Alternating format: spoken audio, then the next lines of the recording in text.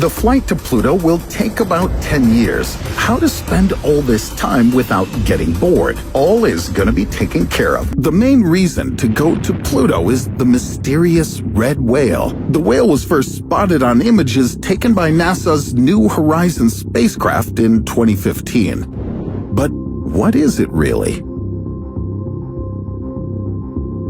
To see the whale, you have to get to Pluto's equator.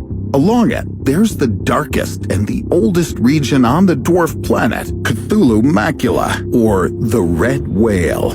It has a diameter of 2,990 kilometers. Most likely, this dark-colored region is the result of a massive impact, the same intergalactic collision that formed Pluto's gigantic moon named Charon. But how did it get its red coloring? Yasuhito Sekine, an associate professor at the University of Tokyo, conducted an experiment to investigate this mystery. He heated solutions of organic molecules that could have been present on the newly forming Pluto soon after the formation of the solar system. After heating solutions to 50 degrees Celsius for 2 months, Sekine got the same dark reddish color. But how could there be such a high temperature on Pluto? Another scholar, Hidenori Genda, an associate professor at the Tokyo Institute of Technology, conducted computer simulations of a giant impact on Pluto, which could have resulted in the formation of Charon. Genda found that such a powerful collision could have created a huge pool of hot water near Pluto's equator. And as this giant pool cooled, complex organic materials were formed on the surface, and these materials eventually gave the whale its deep red color. Do you want to take the most extraordinary selfie of your life? Come to Pluto to take a picture with the red whale. You may ask, but are there proper conditions for tourists on Pluto? Shouldn't such space travel be dangerous? No, it's not just non-dangerous, but on the contrary, a tour to Pluto could extend your life for a few hundred years. Scientists figured out that on this dwarf planet, humans can live 4 times as long as on the Earth, between 300 and 320 years. It's all about gravity. If it's less than half the Earth's gravity, it could significantly slow the aging processes. Just imagine, Pluto's gravity is just 1/16 that of the Earth's. Scientists obtained data on life expectancy from a mathematical model, and you may be the first to test it on a practical level. The average temperature on Pluto's surface is 50 Kelvin. That's about minus 223 degrees Celsius. In-orbit fusion power plants would help to change it. They'll transfer energy to the surface of the dwarf planet and raise its temperature. But don't worry, the power plants won't obscure your view of Charon, Pluto's largest moon. It appears 9 times larger in the sky than our moon. Pluto and Charon experience synchronous rotation, meaning the same side of Charon forever faces the same side of Pluto, even as they orbit around a common point in space. This will enable us to build the world's first space cable car between Pluto and Charon.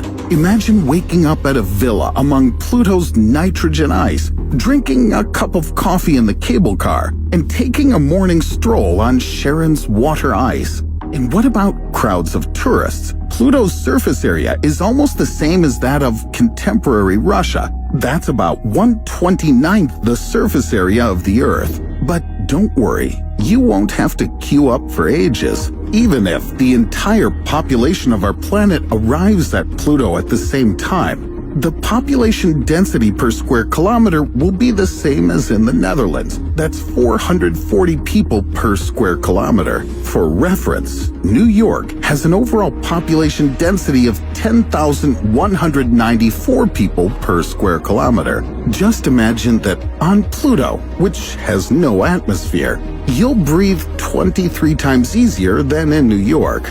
But even if you're not planning on moving to the icy dwarf planet, you can always spend your vacation here. That's actually quite a lot to see. And it's not just the red whale.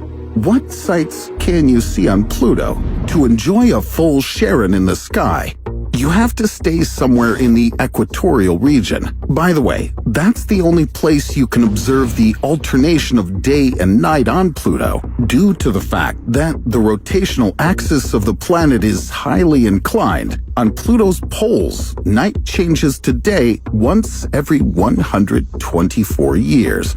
And at the equator, one day takes just about 153 hours. And I'd advise you not to miss the sunrises and sunsets. During that time, the sky looks amazingly blue. But don't forget that this dwarf planet spins backwards, so that on Pluto the sun rises in the west. It looks like a dim bulb, though. But it's spring on Pluto now, which means there'll be a gradual increase of sunlight. Pretty soon, the day will be even brighter there than a full moon on the Earth. Where to go and what to see on Pluto?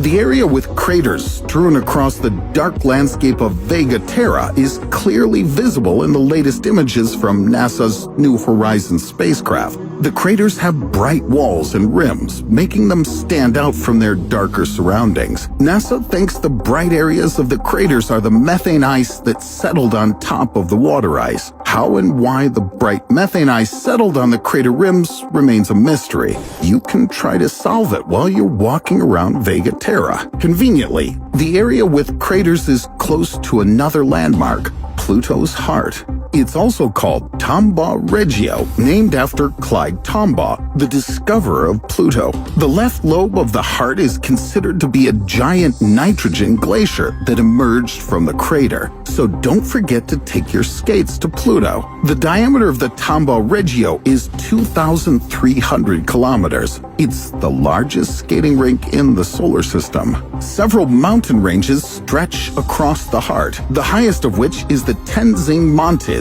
up to 3.5 kilometers high. Thus, you can also take your skis and snowboards with you. The Tombaugh Regio is ideal for enjoying outdoor activities. The thing to remember is, don't accidentally eat methane snow while you're skiing or snowboarding. But there's no way that Pluto has only a bright side. And let's just have a look at the other side. What are the drawbacks of spending your vacation or your life on Pluto? The first drawback is the flight time. In total, 3 spacecraft have reached Pluto's orbit. The first was Pioneer 10, which took 11 years to do so. Voyager was even slower to cope with that task and accomplished it in 12.5 years.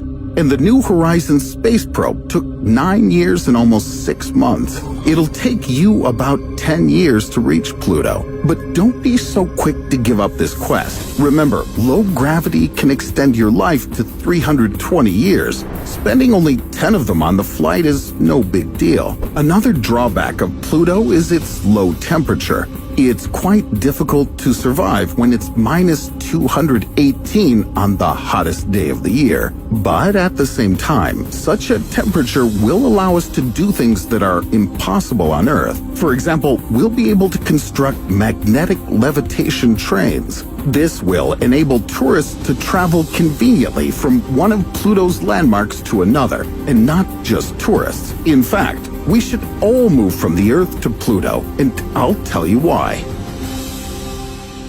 In 7.5 billion years, our sun will be over 200 times the size it is today when it becomes a red giant. By then, the average temperature on Pluto will reach 20 degrees Celsius. While everyone's talking about colonizing Mars, you better start thinking of your own mansion on Pluto. When the sun turns into a red giant, Mars will become a burning desert, just like Venus is now. Meanwhile, your descendants on Pluto will be enjoying a comfortable temperature of 20 degrees Celsius. Due to increasing temperatures, some of the ice will evaporate from Pluto's surface, resulting in the creation of a denser atmosphere. Some of the water could turn into oceans, and then, who knows, some Earth-like life forms could possibly emerge on Pluto. For example, real red whales.